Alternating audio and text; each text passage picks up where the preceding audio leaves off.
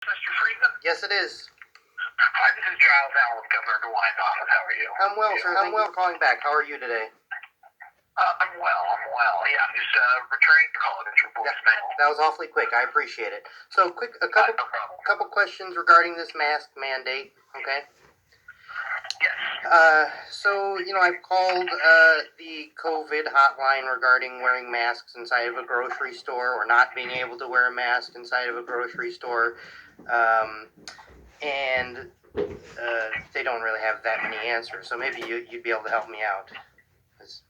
I'll do what I can. Okay, sure. So obviously, some people have a condition which would prevent them from wearing a mask inside of a store, right? Yes. And they should be able to enter that store and do their shopping. Am I correct? So the health department's mask order does permit exceptions. However, the individual retail establishment can say, we are not going to permit you in without a mask. Okay, Does that make sense? Okay, yeah, well, no, because if I have a condition which prevents me from wearing a mask, then not being allowed into a store violates. No. So a store is not a public location. So a government office building is. If a Walmart is a private business, they do not. So they can say no shirt, no shoes, no service, anything like that. We can set. So I have the order pulled up. The December. Let me find your pardon me. November 13th. Director's order for retail business compliance for facial coverings, and it says compliance requirement. They show operating compliance, facial all persons required to wear facial covering and compliance. This order is not applied to children. They have to post a notice, responsibilities, facial coverings defined, physical distancing, reasonable accommodations. Each retailer should provide reasonable accommodations to any person who is unable to wear a mask into the retail premises by providing online or telephone ordering and curbside non-contact pickup and or delivery options, and or B, allowing the person to wear a full face shield that extends below the chin. This order does not apply to those medically or developmentally unable to wear a mask. There's additional information about what the retailer can do. The retailer shall also post the arrangements for such accommodations on its website. Patrons of retailers are strongly urged to utilize online or telephone ordering or curbside non-contact pickup or delivery options. So, is there something that you're looking up on that, wherever you're looking that up, that shows the efficacy of masks? I can, if you go to the CDC website, they discuss masks. I mean, masks are well regarded as being the one of the better ways to prevent the spread of, and not just coronavirus. I mean, any illness. So is there an end to this in the near future? God willing. No. This is the governor's. Sir. I'm sorry. I am a lawyer.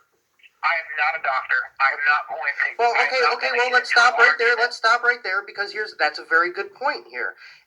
And that Are you a doctor, sir? No, I'm not. So I'm a citizen. Okay. So my point being, please just let me finish, is that you're not a doctor. So to tell me to wear a mask, I don't have to listen to you. Neither is Governor Dewine a doctor. So why should I listen to him? And if I have because the governor speaks to almost 15 to 80 doctors on a daily basis. The governor talks to medical professionals across the state, across the country, daily, weekly. These orders are not just coming out of thin air. These are informed medical decisions that are being thought out and are being advised to the governor. The governor is not just creating these out of thin air. Yes, he is. These So, yes, he is. But also, and my question is... No, sir. I am calling you back because you are a constituent, and I value your opinion. But I value your opinion, and you are entitled to your opinion. You are not entitled to your facts. No, I'm entitled to a second opinion, and my doctor says I don't need to wear a mask. If my doctor says I do not need to wear a mask, I should be able to enter a store, and then it is discrimination, right? It's a... No, it is not, sir.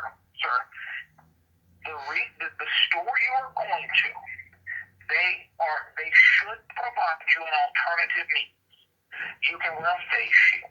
Now, if the store you are going to is just saying you cannot come in here, while that is not probably in the best interest of the store, I would not encourage the store to do that.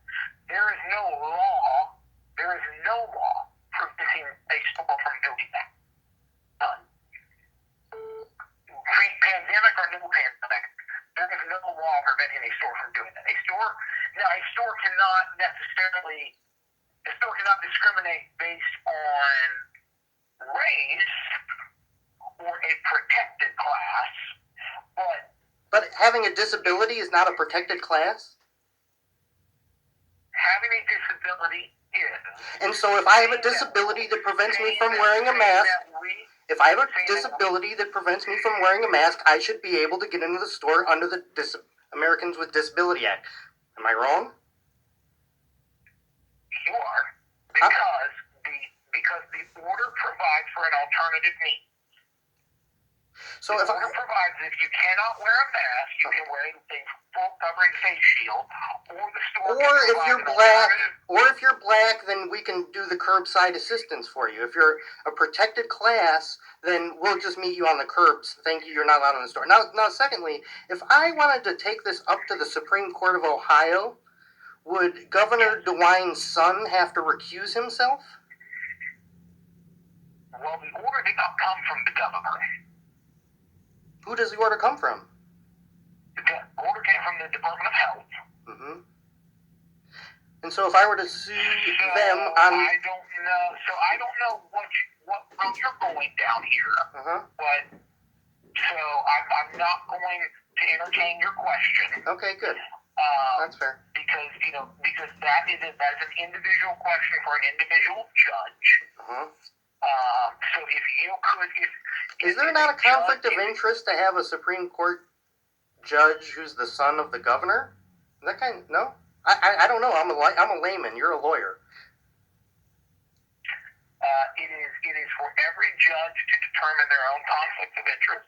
And it is also for the citizens of Ohio who elect judges in this state. Can we talk about the voting machines then real quick? Because to me, and I've talked to the Chief Information Officer of the Board of Elections, who I'm not sure is a citizen of America, of the states, to be honest with you, but he can't see the inside of the voting machines at the code level to determine if these machines, one, which are probably likely assembled outside of the United States, and here our Secretary of State and Governor apparently is going along with a radically fraudulent election, and they're certifying it. Do you not believe Donald Trump won the election?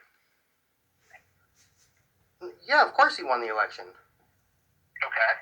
Yeah. So the governor signed the certificate for the state of Ohio certifying Donald Trump won the election in Ohio. Yeah, I get it. But you're still falling for the fact that thinking that the inside of those voting machines are safe and secure, and they're not. But that's so are you saying that Donald Trump didn't win the election in Ohio? No. I guess I'm confused because the machines that we have in Ohio are assembled in Ohio. They are. Okay, that's what I want to hear. Thank you. I appreciate that. I didn't get that from the Board of Elections. They didn't know. Thank you for that information. Okay. And the whole thing, no made in China parts at all? I don't know where every aspect of every piece comes from. Well, shouldn't we? Pardon me? Shouldn't we know where every aspect of our voting machines come from? Every aspect, down to the line of code? I'm just saying. I miss what you said there.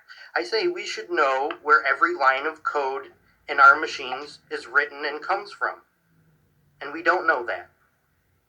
And so we shouldn't certify elections without knowing everything about the machines. And frankly, we should just use paper ballots and a thumbprint because it's too many smoke and mirrors and thumb drives and scanners and tabulators and truck drives with ballot boxes and ballot boxes on the street and ballot boxes going to... It's just too much. We need to just get back to paper ballots so we can certify the elections and the American people can know that there's some integrity in our elections, which there aren't. That's all. Giles, I appreciate your time. I do. I'm not mad at you. I'm just, I'm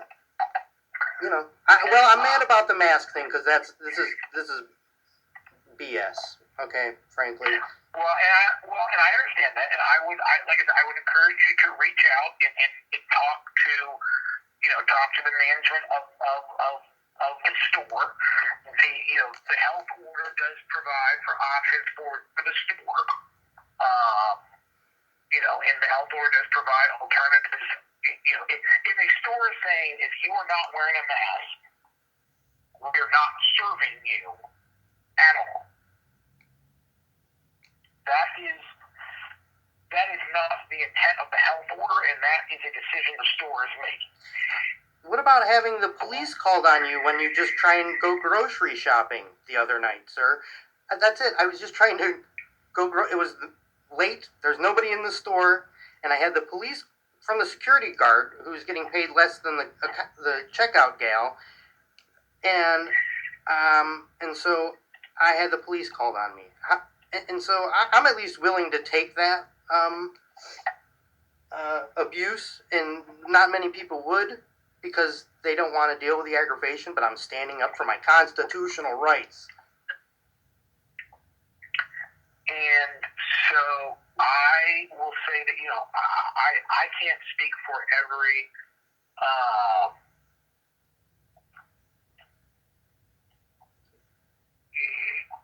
I cannot.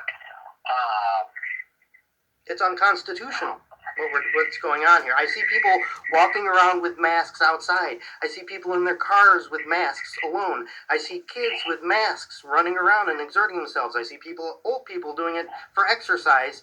And frankly, you don't care. Obviously, you don't care because you're not getting the message out that that's not what's supposed to happen. They got to go to the website and see. And frankly, it's all bullshit anyways. It is. Period. Well, I disagree. Okay, you can disagree, but you can't tell me what to do when I leave my house and what I'm supposed to do with my face.